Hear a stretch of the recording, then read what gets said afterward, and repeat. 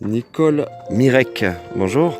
Bonjour. Vous êtes avec votre projet Force à l'origine d'un centre de ressourcement.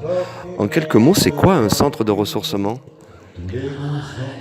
Ça, en fin de compte, on souhaite répondre à une commande sociétale, car on s'aperçoit en France qu'il y a 12% de la population, soit 3,5 millions d'individus qui sont en situation d'épuisement au travail, en situation de burn-out, de stress, suite à un management de pression. C'est-à-dire qu'on est rentré dans une culture de résultats, une culture de performance, une culture de compétiteurs pour les employeurs. Et ils ont la tendance à dénigrer plus ou moins, je ne généralise pas dans tous les secteurs d'activité, mais l'éthique professionnelle. Voilà. D'accord. Et donc ça génère de la maltraitance pour certains employés, parce qu'il faut être toujours au top et les meilleurs à n'importe quel prix. Alors effectivement, un sujet dont on entend pas mal parler. Alors aujourd'hui, entouré d'un certain nombre de partenaires, de praticiens même, vous proposez en fait d'accueillir ces personnes-là en souffrance, on peut le dire, en souffrance au travail, dans un cadre idyllique au Château Saint-Michel, c'est ça? Tout à fait. On a des sessions de 5 jours et des sessions de 3 jours en immersion.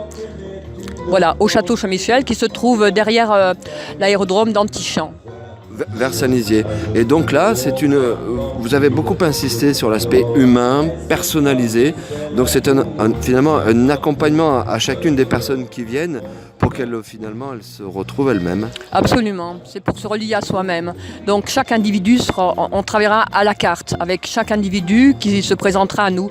Donc le maximum qu'on puisse accueillir au château, ce sera 13 personnes et le minimum 6 personnes parce qu'on trouve que la dynamique de groupe, elle est capitale.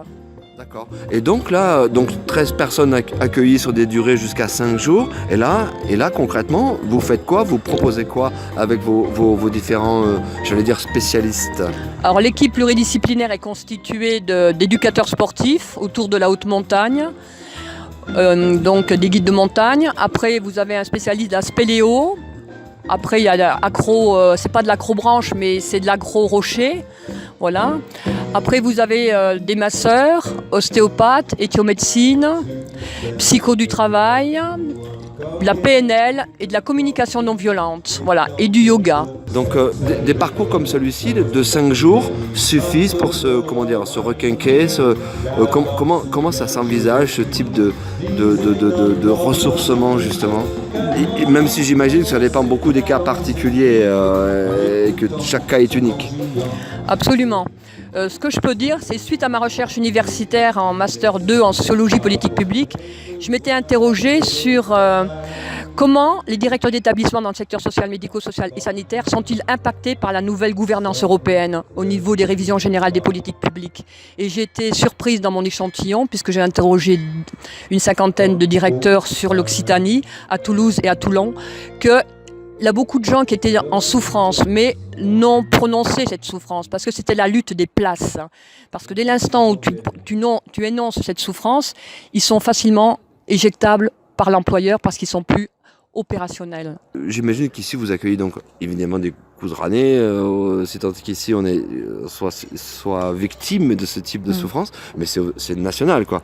Vous accueillez, voire même international voilà. Finalement. On l'a ouvert au niveau national et international. On a un site internet en français, en anglais, qui se nomme centre-de-ressourcement.com. Vous pouvez aller le visiter. Et moi-même et ma collaboratrice, Danielle, qui est directrice des sessions et du programme, on peut répondre par courriel à chacun de vous. Bon, parfait. Un numéro de téléphone à rajouter pour ceux qui souhaiteraient en savoir plus? 06 42 86 04 76.